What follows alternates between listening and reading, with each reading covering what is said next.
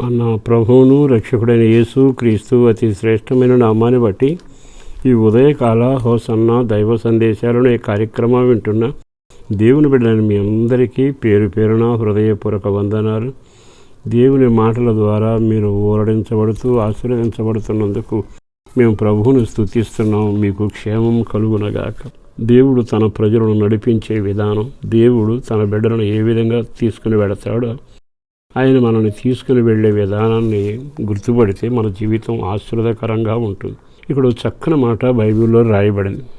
మన జీవితాల్లో ఆ వాక్యం సరిపోతుంది. కారణం ఏంటంటే మన కుటుంబాన్ని నడిపించేవాడు ఉండాలి, సంఘాన్ని నడిపించేవాడు ఉండాలి, దేశాన్ని నడిపించేవాడు ఉండాలి, సైన్యాన్ని నడిపించేవాడు ఉంటేనే అది ఆశీర్వదకరం. కీర్తనాకారుడు రాసిన 78వ కీర్తనలోని 52వ వాక్యంలో ఎలాగో రాయబడి ఉంది. అయితే గొర్రెల వలె ఆయన తన ప్రజలను తోడుకొని పోయాను. అంటే ఇరుకులు, ఇబ్బందులు, సమస్యలు వస్తూ ఉన్నా, కొన్నిసార్లు విపరీతమైన ఎండ కాసినట్టు అనిపించిన, శ్రమలు నెత్తి మీదకి ఎక్కినట్టు అనిపించిన, శత్రువులు తరుముతున్నట్టున్నా, కొన్నిసార్లు మనుషులు మన మీద ఎక్కి తొక్కుతూ అపహాసం చేస్తున్నట్టు అనుభవించిన, అయితే ఎంత జరిగినా ఎప్పుడైనా తన పిల్లల్ని ఆయన మర్చిపోయేవాడు కాడట. ఇక్కడ ఏమంటాడు? గొర్రెల వలె తన ప్రజలను తోడుకొని పోయాను. అంటే గొర్రెలను కాపరి ఎలా తోడుకొని వెళతాడు, అలాగే తాను నమ్మిన బిడ్డలను అలా తోడుకుని వెళతాడట. అంటే మన జీవితంలో తోడు లేని జీవితం కాదు. మనుషులు తోడంటే కొన్నిసార్లు ఉంటుంది, పోతుంది. కానీ మహనీయుని తోడు, దాన్నే మహోన్నతుని, సర్వోన్నతుని తోడని, సర్వశక్తిని నీడని ఎన్ని మాటలు రాయబడ్డాయి. ఇది వాక్యం ఎరిగిన వాళ్లే కదా. ఆయన అంటాడు తన ప్రజలను గొర్రెల వలె తోడుకుని వెళతాడట. తోడుకుని వెళతానన్నాడు. ఎక్కడ తోడుకొని వెళతాడు? ఒకటి. రెండవది, గొర్రెల వలె మాట ఎందుకన్నాడు? గొర్రెలు అమాయక జీవులు. దానికి కాపరి నడిస్తే తప్ప నడవడం చేత కాదు. లేకపోతే శత్రు చేతులను, గుంటలోను, ముళ్ళ కంపలోను ఇరుక్కుపోతూనే ఉంటుంది, ఇబ్బంది పడుతూనే ఉంటాయి. అందుకే అంటాడు ఈ అమాయక జనం గొర్రెలతో పోలుస్తూ నేను నడిపిస్తా అంటూ ఆయన దిక్చూచిగాను, ఆధారంగాను, వెలుగుగాను, దీపస్తంభంగాను మనల్ని నడిపించుకుంటూ వెళతాడు. అక్కడ అంటాడు గొర్రెల వలె తన ప్రజలను తోడుకొని వెళతాడు. ఎక్కడికి వెళతాడు అంటే చేరవలసిన గమ్యం చేరేంత వరకు నడిపిస్తాడట. ఆయన ఏమంటాడు తెలుసా? అరణ్యంలో మందను నడిపించినట్టు. అరణ్యం అంటే కీచురాల ధ్వని, అరణ్యం అంటే క్రూర మృగాలు ఉంటాయి, భయంకరమైన శోధనలు, ఆపదలు ఉంటాయి.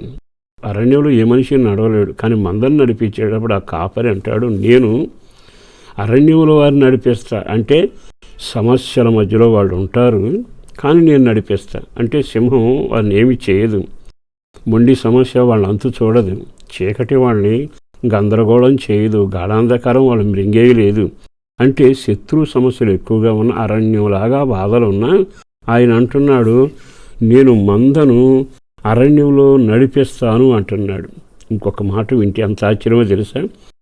వారు భయపడకుండా వారిని సురక్షితమైన స్థలానికి నడిపిస్తాను. ఆయన నడిపిస్తే భయం ఉండదు, నడిపిస్తే సురక్షిత ఉంటుంది. అంటే ఈ రెండు కార్యాలు ఆయన దృష్టిలో పెట్టుకుని మన ముందు నడుస్తూ ఉన్నాడు. ప్రియ నేస్తమా, ఒక క్షణం ఆగి ఆలకిస్తే ఇప్పటికే జీవితంలో ఎన్నో సమస్యలు ఎదురయ్యాయిగా. అరణ్యం లాంటి అనుభవాలు వచ్చాయి, గాఢాంధకార సమస్యలు వచ్చాయి, సురక్షితం లేక నిద్ర పట్టక కలవరబడిన రోజులు కూడా మనకున్నాయి. క్షణక్షణం భయం వెంటాడిందిగా. వీటన్నిటి నుంచి విడుదల చేయగలవాడు ఆయనే. ఆయన పేరు నజరేయుడైన యేసు. నీవు ఆయన వైపు తిరిగి అయ్యా ఈ జీవిత గమనంలో నేను పయనంలో చేయలేకపోతున్నానయ్యా అంటూ సహాయం కోరుకుని ఆయన వైపు తిరిగితే ఆయన నీ దీనత్వాన్ని, నీవు పడుతున్న బాధలను చూసి అయితే కంగారు పడవాకు, నేను వస్తాను, నీ ముందు నడుస్తాను, గొర్రెల వల్లే చేరవలసిన సమయానికి నేను చేరుస్తాను, సురక్షితమైన ప్రయాణం దయచేస్తాను. మరి అల్లకల్లోలంగా ఉన్న నీ ఇంటి పరిస్థితి, గందరగోళంగా ఉన్న ఆర్థిక పరిస్థితి, నిరుద్యోగ సమస్య, చేయలేని పెళ్లి, కట్టలేని ఇల్లు, తీరని బాకీలు, వదలని జబ్బులు ఎన్నున్నాయి. వీటన్నిటిలో నీవు సాహసం చేసి ఎంత దూరం వెళ్ళగలవు? కానీ నా దేవుని వైపు తిరిగి చూడు, దేవుడు అద్భుతంగా కార్యం చేసి నిన్ను సురక్షితంగా నడిపించగలిగిన వాడు ఆయనే. ఆయన పేరు నజరేయుడైన యేసు. ఆయన వైపు తిరిగి ఆయన నామాన్ని స్మరిస్తూ శరణు వేడుకో. మీ కొరకు ఓ ప్రార్థన నేను కూడా చేస్తాను, మీకు మేలు జరుగునగాక. పరిశుద్ధుడును ప్రేమమడిన ప్రభు వందనాలయం. అపారమైన నీ ప్రేమ కొరకు ధన్యవాదాలు. చేసిన మేలు కొరకు, చేయబోతున్న కార్యాల కొరకు వందనాలు. ప్రయాణంలో ఇబ్బందులు పడుతూ గాఢాంధకారంలో చిక్కులు పడుతూ వేదన పడుతున్న వారికి కృప చూపి కార్యం జరిగించి నడిపించండి. వాళ్ళకి ఆరోగ్యం కలగాలి, పిల్లల క్షేమం కలగాలి, వృద్ధులకు ఆరోగ్యం కలగాలి, గర్భిణీ స్త్రీలకు సుప్రసవం కలగాలి, సంతానం లేని వారి పట్ల కూడా కార్యాలు జరగాలి. చేస్తున్న పనులైనా, కూలి పనైనా, చేతి పనైనా, ఉద్యోగమైనా దీవెనకరంగా మార్చండి. అందరికీ రక్షణ కలగాలి, ప్రార్థనలో పెంచబడాలి, దీవెనకరమైన కుటుంబంగా వర్ధిల్లగలగాలి. వాళ్ళ భవిష్యత్తును తీర్చిదిద్ది మీరు నడిపించండి. ఇప్పుడు వరకు ఎండమావులు కావచ్చు, ఇక నీటి మడుగుల్లోకి నీవు నడిపించగలిగిన దేవుడవని స్తుతిస్తూ యేసు పేరట వేడుచున్నాము తండ్రి. ఆమేన్.